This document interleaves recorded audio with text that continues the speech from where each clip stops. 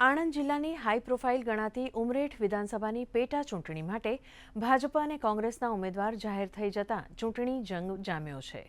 આજે ભાજપના ઉમેદવાર હર્ષદ પરમારના સમર્થનમાં આયોજિત જનસભામાં રાજ્યના મુખ્યમંત્રી અને ભાજપના વરિષ્ઠ નેતા ભૂપેન્દ્ર પટેલ ખાસ ઉપસ્થિત રહ્યા હતા।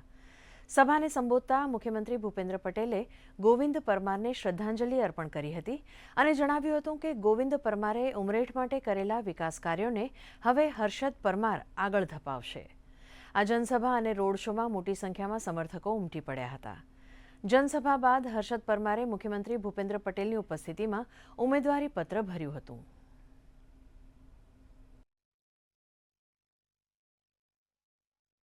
મુખ્યમંત્રી શ્રીનો પ્રેમ આશીર્વાદ હંમેશા સમગ્ર ગુજરાતની જનતા ઉપર રહ્યો છે। ગોવિંદભાઈના પરમારના દુઃખદ અવસાને એમણે સદત ઊભ આપી છે અને આજે પણ એમનો પ્રેમ એમણે ઉપસ્થિત રહીને દર્શાવ્યો છે।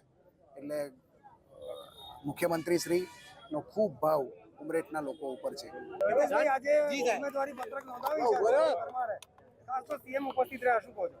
ઉમરેઠ વિધાનસભાની પેટા ચૂંટણીમાં આદરણીય હર્ષદભાઈ પરમારે જ્યારે ભવ્ય રેલી સાથે અને સૌના આશીર્વાદ છે જે પેટા ચૂંટણી હર હંમેશ જ્યારે ગુજરાતમાં આવી છે ત્યારે ભારતીય જનતા પાર્ટી ભવ્ય મતોથી જીતી છે। હું આપ સૌને એક વિશ્વાસ અપાવીશ કે આ ઐતિહાસિક જીત હશે અને ખૂબ સારા મતોથી હર્ષદભાઈ જીતશે। આજે જ્યારે આટલી બહોળી